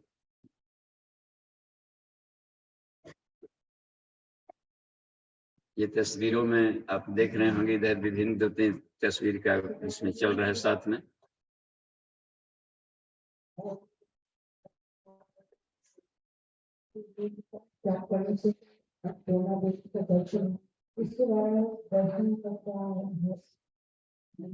क्या पूछ रहे हैं अमन जी?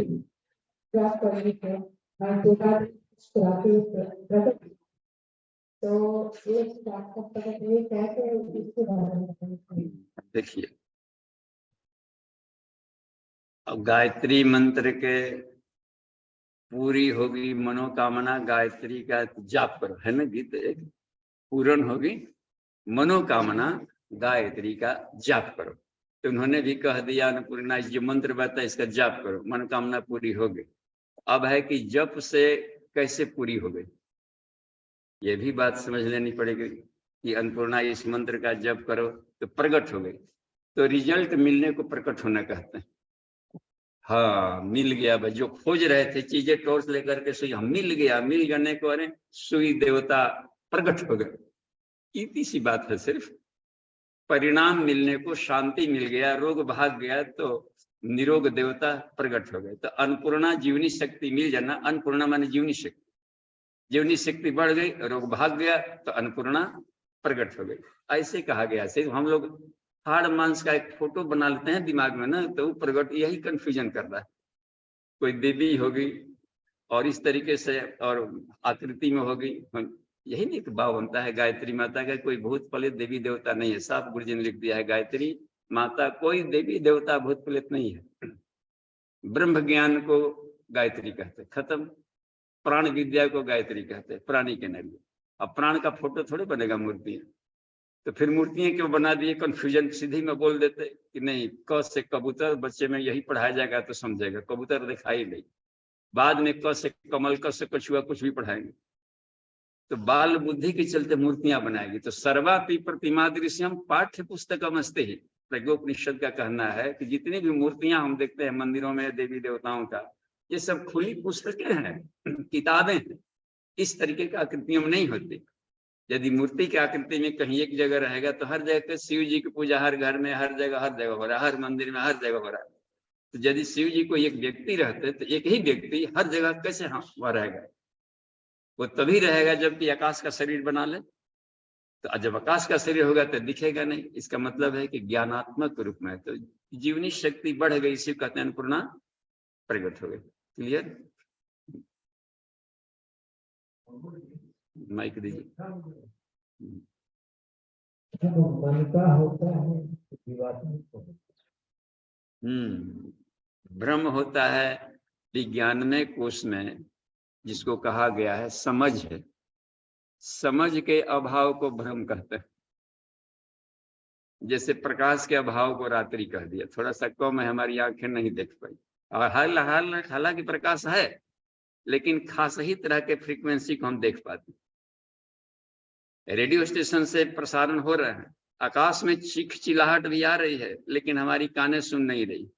जब खास तरह के वाइब्रेशन एम्प्लीफिकेशन होगा तब हमारी कानें सुनेंगी। तो यहाँ कहीं भी अंधेरा नहीं है। अंधेरा रहता तो उल्लू कैसे रात में दौड़ता? जी लग रहा है ना कि उसकी आंखों की बनावट ऐसा है कि आदमी को उल्लू की आंख वाला लेंस मिल जाए तब देखिए मजा आ जाएगा, तो रात को भी दौड़ेगा। और डांटता है परिवार वालों को, दोपहर हो गया तो अभी तक सोया, आधी रात्रि को उसको दोपहर दिखाई पड़ेगा। तो इसमें भ्रम होता है, समझ के अभाव को भ्रम कहते हैं, सीधी सी बात।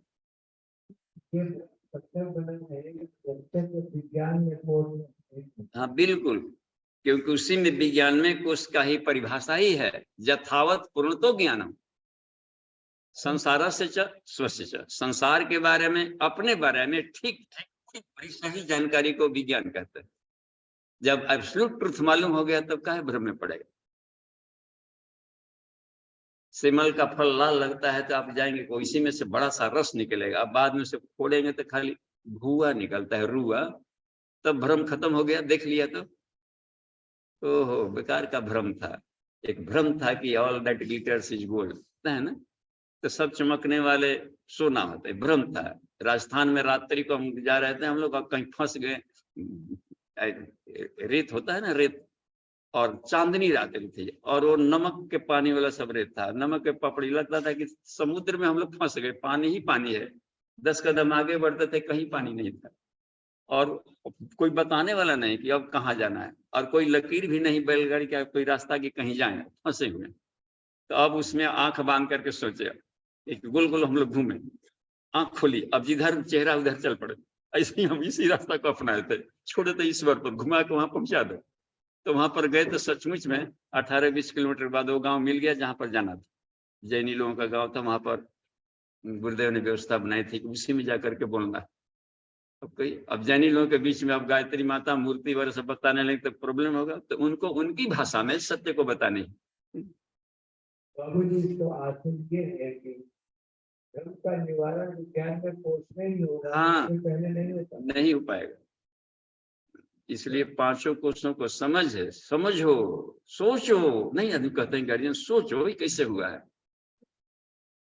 सुबह वाला सूर्य बहुत बड़ा लाल दिखाई पड़ता है, दोपहर वाला खाली जैसा छोटा, शाम वाला फिर मोटा गया। सोचो कि सूर्य भगवान मोटाते हैं कि दुबलाते हैं, क्या है, क्या चीज है, सोचो। गिलास में थोड़ा पानी रख लें, शीशे गिलास में, और उंगली डालिए, इधर वाला मोटा उधर से पतला, फिर टूटी हुई उंगली है, सोचो कैसे उंगली टूट गई। तो उसका साइंस बताएंगे तो समझ में आ जाएगा ना कि रिफ्लेक्शन एक मीडियम से दूसरे मीडियम जाता है तो अपने पाथवे बदल देता है, तो इमेज बदल जाता है। तो विज्ञान ही समाधान है। परोक्ष के ज्ञान को विज्ञान कहते हैं, और प्रत्यक्ष के जानकारी को ज्ञान कहते हैं। प्रत्यक्ष जानकारी और परोक्ष जानकारी, पदार्थ दिख रहा है, ऊर्जा नहीं दिख रही। बिजली का तार दिख रहा है, बिजली का करंट नहीं दिख रहा है, तो करंट इलेक्ट्रिसिटी को साइंस कहेंगे।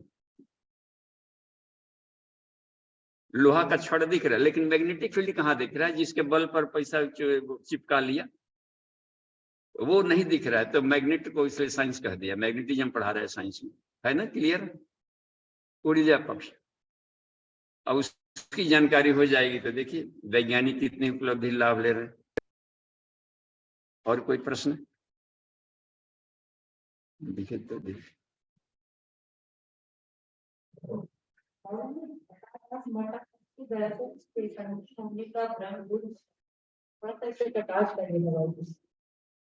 देखिए दो शब्द है, घटाकाश, मठाकाश।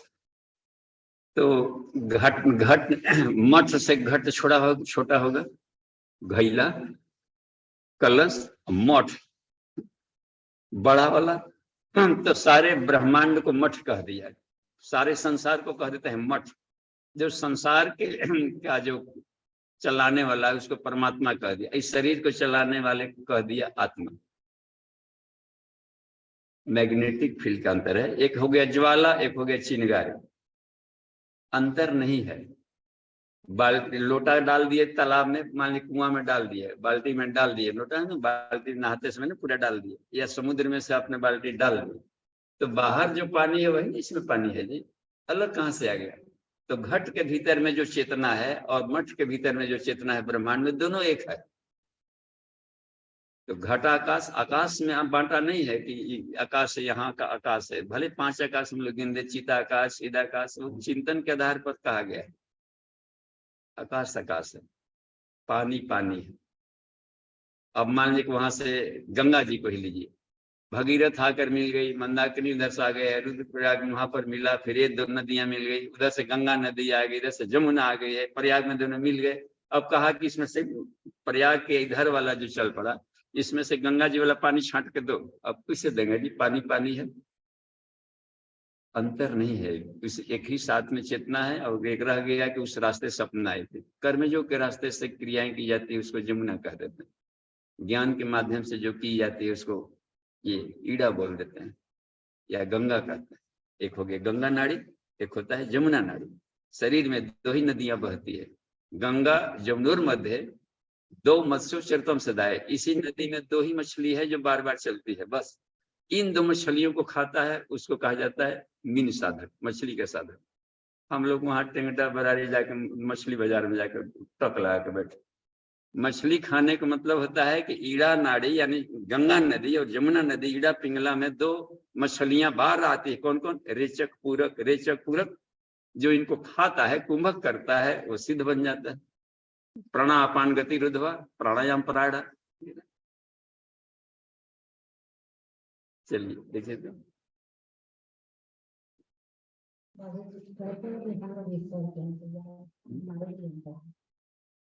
थोड़ा दूर करके माइक बोले।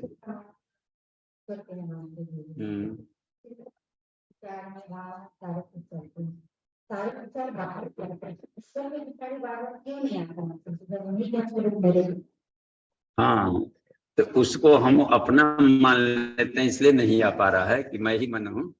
अलग मान लीजिए ऐसा सोचा, नेगेटिव थॉट आ गया, तो मैंने सोचा, ऐसा मत सोचिए। आपका एक स्टाफ है, नौकर, इस तरह का सोचते रहता है, तो उसको पढ़ाइए। जब दूसरों को पढ़ा सकते हैं, अपने मन को तो नहीं पढ़ा सकते। आओ बैठो पढ़ाते हैं, तो ऐसा सोचता है। सोचो, कल भी तुमको हमने छोड़ दिया था, डांटा नहीं था, और तुमको ड्यूटी मिला था इस सोचने का। इसी समय पढ़ने के लिए 5 मिनट कहे थे, तो बाजार बाजार के बाद सोचने लगे।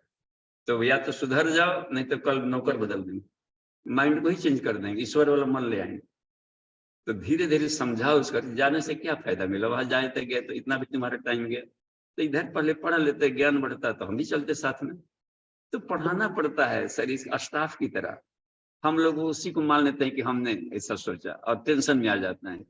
हम इतना पूजा पाठ के फिर भी निगेटिव आ गए, तो हमारा दोष नहीं भागा। और आपको नहीं आया, एक सर्वेंट है, सेवक, वो स्टाफ थोड़ा सा मनमानी करता है, तो थोड़ा सा कुछ जानवर होता है कि रिंग मास्टर थोड़ा समय लेता है सुधारने में।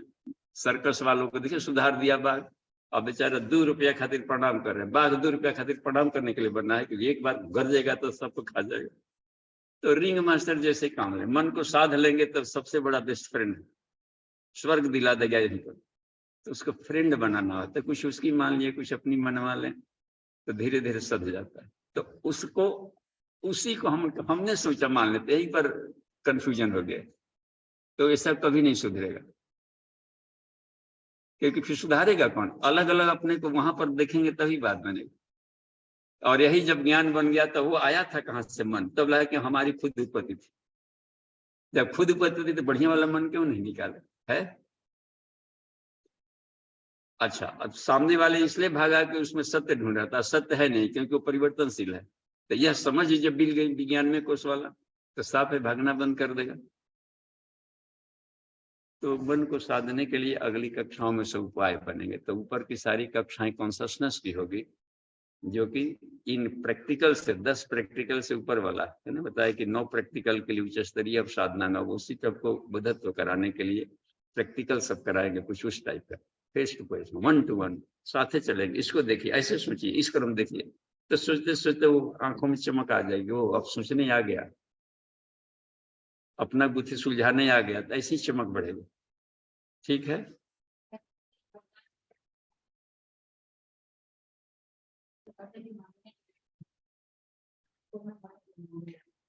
हाँ, इच्छा जगी। देखिए फिर रिपीट करिए, सब लोग सुनिए, ऐसे प्रश्नों का क्या उत्तर दिया जाए।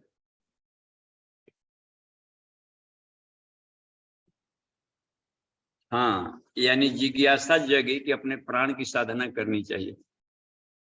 हमको लगना कि प्राणायाम को उसके साथ साफ शुद्ध करना चाहिए। आप ही न गए, शिव ही जीव है। तो ऐसा भाव जगा था ना कि अब प्राणमय कोष को कंट्रोल करना चाहिए। तो अब प्राणमय कोष को अन्नपूर्णा कहते हैं। अन्न माने जीवनी शक्ति, प्राणमय कोष, प्राण को अन्न कहा गया, प्र जोड़ अन्न है ना इसमें। तो प्राणमय कोष को अब जगाने का भाव जगा, तो कहा जाएगा अपना जीव जो शिव जी है अन्नपूर्णा के पास गया कि अब उसको जगाएंगे। इतनी सी बात को कथा कहानी में उलझा दिया गया। तो कथा कहानी के माध्यम से जब कहा जाता है तो उसको कहा जाता है पौराणिक तरीका। और सीधे सीधे कह दिया जाए तो इसको कहेंगे उपनिषद। लग रहा है ना, उपनिषद के तरीके से ही समाधान मिलेगा अभी। इसलिए विवेकानंद बोला करते थे कि उपनिषद अभी के युवाओं के लिए, जो नेक्स्ट जनरेशन आ रहा है, उसको उपनिषद कंपलसरी है पढ़ना, नहीं तो फिर उलझ जाएगा कथा कहानियों, फिर उसको अब न उधर पाएगा नहीं इधर पाएगा। अभी का युग है तो सीधी सी बात है कि इच्छा हुआ, यानी अन्नमय कोष ये बाहर वाला सद गया, तो प्राणमय कोष को जगाने का भाव जगा। तो 10 प्राण और एक आत्मा को मिलाकर रुद्र कहलाते हैं, शिव जी का। इस पर कमांड कर लिए कि हे पार्वती, मैंने 5 मुखी गायत्री की साधना कर ली है। तो पंचमुख माने 5 प्राण, तो 5 प्राण को ही अन्नपूर्णा कहते हैं। गायत्री का एक नाम है ना अन्नपूर्णा, वो अलग नहीं है। गायत्री का एक नाम है अन्नपूर्णा, जीवनी शक्ति बढ़ाती है। आयु प्राणम प्रजाम पशुम है ना जी, प्रजाम है, पशुम है, पशु मैंने सब संसाधन, जो भी हम लोग के पास संसाधन है सब, जिसको अपने ढंग से इस्तेमाल कर सके उसको पशु कहते हैं। क्लियर? चलिए, समय, चलिए 11 मिनट अभी समय है। हाँ, उनको माइक ले जाइए, टाटा नगर से पांडे जी का है, देखिए। बहुत जी आपने बताया हम लोग 5 कोर्सों की साधना एक साथ करते हैं प्रतिदिन। तो जब सभी पर बराबर दे रहे हैं सभी कोर्सों पर, तो मुझे कैसे उसके बाद मदों इस प्रकार से ये क्या है? क्यों नहीं हम डायरेक्टली विज्ञान में कोर्स में, या हम ब्रह्म तत्व को समझ पा रहे हैं डायरेक्टली? ये क्या विधा क्या है? ये ठीक है। देखिए, जो ये प्रोसेस बनाते हैं ये ऋषि लोग ही बनाते हैं, जो खोजते हैं। अब जैसे छठ में हम लोग चढ़ाते हैं नारियल ना, जब बिना नारियल के तो अर्घ्य नहीं पड़ता है। तो देखें कि व्रती लोग सब कुछ भले थोड़ा थोड़ा नारियल जरूर लगे। ठीक, अब नारियल को ले आएगा तो कोई कह देगा कि अब नारियल को फोड़ो, नारियल खाओ। तब कैसे खाएंगे? वो साफ जाहिर है कि फिर दांत से खाएंगे तो छिलका दांत टूटेगा कि नहीं, ऐसा है ना हर चीज। तो बताएगा जो फोड़ चुका खा चुका है वो बताई, तो फेंक देगा कि बेकार चीज खरीद रहा है, न टूट रहा है, न खा रहे, न मुंह में भी नहीं हटा रहे कि छीले उसको। तो बताएगा कि पहले ऐसा करो कि गणासी वगैरह ले आ करके बाहर का चैली बाहर निकालो, यानी अन्नमय कोश को हटाओ, पहले वो दिख जाएगा कहाँ है। उसके बाद में और भी कड़ा वाला आ जाएगा, झोंटा आता है, पहले छिलका के बाद में उसका होता है ना वो जिसे रस्सी बनता है, वो भी खाने वाला नहीं है, आराम से बात है, प्राणमय वाला। एक और भी आता है हार्ड लेयर, और कड़ा, तो पहले से भी कड़ा मिल गया, बेकार छीलना हुआ, अब तो भीतर जा रहे तो और कड़ा से कड़ा मिल रहा है। तो मनोमय कोश और कड़ा होता है, समझिए, वो बरसों लगा देगा, जीवन खपा देगा तन मात्राओं के हार्डनेस घटाने में। उसको कोई फोड़ के का तरीका बताए कि इसको कैसे फोड़े, आसान तरीका है, यहाँ लाए ऊपर से पटक, भीतर बता देगा कैसे फूटता है। और उसके पैसा पटक की पानी बर्बाद बिना कटोरा भी रोक ले, जो पहले रोका होगा नहीं तो पानी भाग गया। तो ऋषि लोग ही बताते हैं जो रिसर्च किया है, विश्वामित्र जैसे लोग, ये सब लोग, वशिष्ठ जैसे लोग, कश्यप जैसे लोग। तो ऐसे पांचों परत को तो भृगु ऋषि ने बताया कि पहले अनही ब्रह्म इसको जानो तो तुमको आसानी हो जाएगी, पहले ABCD सीख लो तो तुमको पढ़ने में अखबार सुविधा हो जाएगी, अल्फाबेट जान लो, फिर शब्दावलियां देखो, फिर देखो कैसे यूज किया जाता है उसका, थोड़ा सा सजा कर बोलने के तरीके से बात और नहीं बनेगी। तो जो इसके इस रास्ते पर चले जो होता है, तो गुरु तत्व इसको बताते हैं। ऋषियों ने एक सिस्टम बनाया, सारे सिस्टम ऋषियों ने बनाए कि सरलता के लिए आसानी से मिल जाए, और उसके बाद थोड़ा मिल गया, आहा मजा आ गया। अभी तो कितना तो कॉफी लगा करके जो बढ़िया पीने का देखे नारियल की दुकान पर, तो जो छीलने वाला उसको मालूम है कि कैसे छीलने की, पटाख 15 ग्राहक को 2 मिनट में दे दें। हम लोग 2-4 ही को फोड़ने में हमारा ग्राहक भाग जाएगा, तो बहुत टाइम लगाता है एक को देने में। तो टेक्निक बताते हैं ऋषि लोग, इजी करते हैं, सरल, ठीक है। तो पूज्य गुरुदेव ने सिंपल बना दिया, शिव जी ने सरल कर दिया, क्योंकि बैल की सवारी है ना, हम जैसे बैल वहां पर पहुंच गए, मंद बुद्धि को बैल कहते हैं। तो शिव जी बेचारे बड़े दयालु है, क्योंकि शिव जी का काम कर रहे हैं, तो चाहेंगे ना कि आत्मज्ञान मिले, तो उनके लिए सरल पंचकोशी साधना बता दी, बस अन्नमय वाला कर लो, आसनेन उपवासेन तत् शुद्धया तपस्या च एवं अन्नमय कोशस्य संशुद्धि रवि जायते, तरीका बता दिया। अन्नमय कोश साफ करने के लिए बहुत सरल उपाय है, बस थोड़ा सा खान पान का ध्यान दे ले, बस इतनी सी बात है, और थोड़ा सा हाथ पांव चला ले, आसन, बात बन गई। ओवर डाइट मत खा, तो तुम्हारे शरीर में जहर नहीं होगा तो फास्टिंग नहीं करना पड़ेगा। फास्टिंग किया जाता है जहर को निकालने, न कि मांस गलाने के लिए। हम लोग फास्टिंग में दुबरा पता आंख धंस जाता है तो गार्जियन डराने लगता है, घर के लोग, कि तू कौन साधना करने लगा। आंख नहीं धंसवाना था, केवल शरीर के पाचन गड़बड़े तो पाचन ठीक करना था, उतने भर बात थी। हम लोग बाई के बेग में होश खो देते हैं। कितनी साधना करनी है कि अच्छा लगे, फिटनेस बना रहे, फैटनेस हटाना था न केवल। अब पूरा मांस गलाने लगे, डरावना लगने लगे, तो वैसा नहीं है साधना। पुष्ट हो गए, बस प्राण पुष्ट हो गया, माइंड पुष्ट हो गया, तो पुष्टि वर्धनम है सब चीज। चलिए ठीक है, 7 मिनट है अभी, खूब प्रश्न आने चाहिए। थापा जी आप पूछे कुछ, समझ में आ रही क्लास की बात, और भी आते जाएगी। जैसे हम लोग क्लासेज करेंगे, हर दिन एक नया आयाम मिलेगा। और असली क्लास उपनिषद का होता है, सुबह दिन भर पचाने में समय लग जाता है इसका, और दिन भर के लिए अमृत खुराक मिल गई। उसको समझ में आने में जहां कंफ्यूजन हो, चलते फिरते उठते बैठते पूछ लेंगे, ठीक है। तो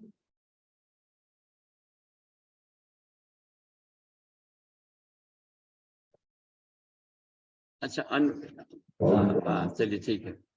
और मन जो है कि इस तरह से मुझे आत्मा का ही स्वरूप सकता है, और कभी ड्राइंग में जाता है, इससे थोड़ा सा और लग सकता है।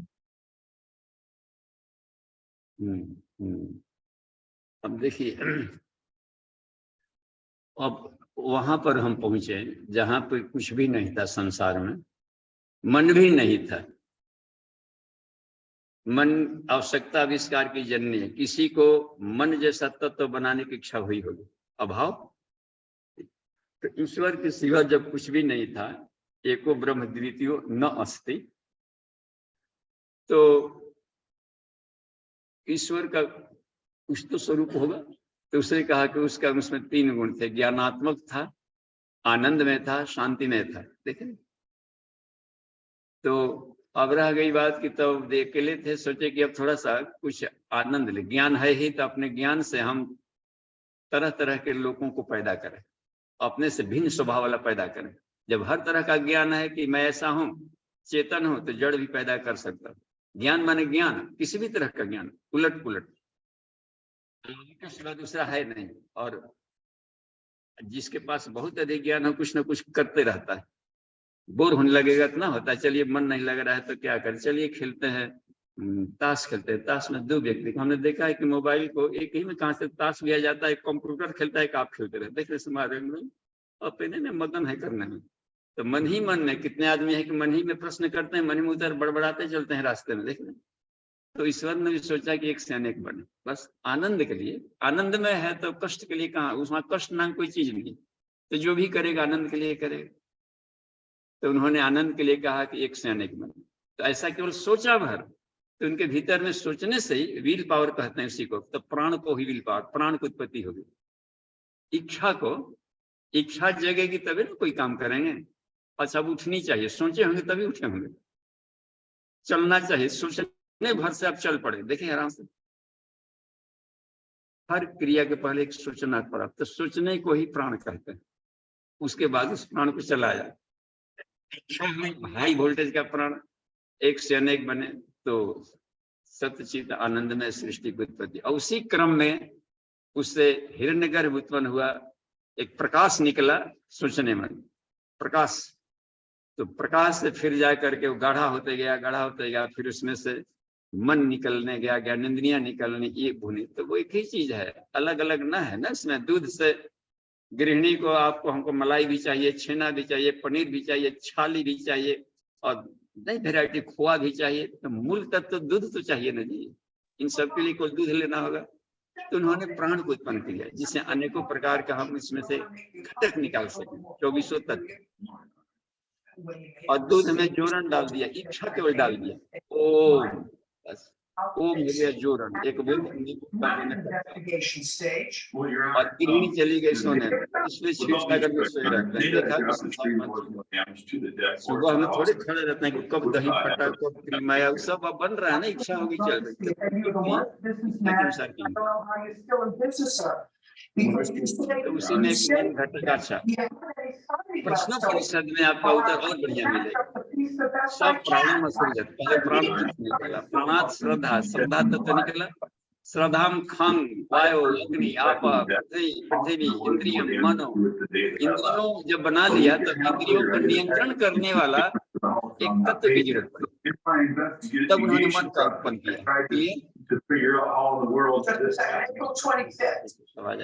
I'm just wondering when you guys will be back to finish off the rest, because I'll be doing my this birthday party on May 6th, and you say we'll finish it up by.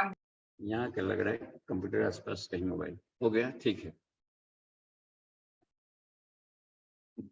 2 minute है। अच्छा, प्रश्न नहीं तो हम थोड़ा अन्नपूर्णोपनिषद को और थोड़ा क्लियर कर रहे हैं जी।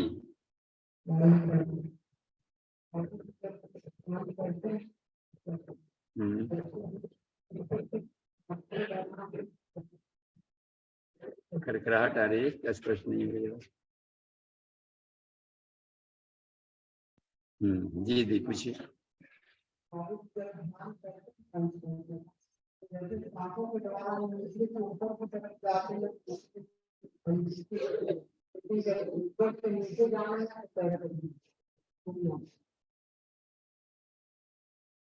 कह रहे हैं कि जब ध्यान करते हैं, जब नीचे से ऊपर की तरफ जाते हैं तब होती है, लेकिन ऊपर से नीचे की तरफ आना है तो उसमें कैसे ध्यान करना? हाँ, तो ध्यान की कक्षा में हम बताएंगे। अगला जो 9 बजे की जो कक्षाएं चलेगी, हम उसमें बस 2 ही कक्षा लेंगे पूरे दिन भर क्रम में। अभी सुबह का उपनिषद और एक 9 बजे वाली कक्षा, और उसी में आपके प्रश्नों का आएगा और मेडिटेशन कर लेंगे क्रम में कि तो नीचे से ऊपर जाना, यानी चक्रों का ऊर्ध्वगमन करना, एक एक चक्रों से ऊपर जाना। ऊपर से नीचे जब आते हैं हम सहस्रार से मूलाधार, तो उसमें भी फायदे वाली बात सोचनी है। फायदे वाली बात सोचने को ध्यान कहलाएगा। तो ऊपर से नीचे आने में फायदे वाली बात सोचने का कोई रास्ता नहीं मिल रहा है। उसको बता देंगे अगली कक्षा में, सीधे 9 बजे वाली कक्षाओं में। बस ठीक है, तो समय हो गया है अभी के लिए। और दिन चलेगा तो अन्नपूर्णों को और स्पष्ट क्लियर होते जाएगा हम लोग, और काफी चेतनात्मक उछाल आते जाएगा, चेतना की शिखर जाता है। शांति पाठ कर लेते हैं अभी के लिए। ओम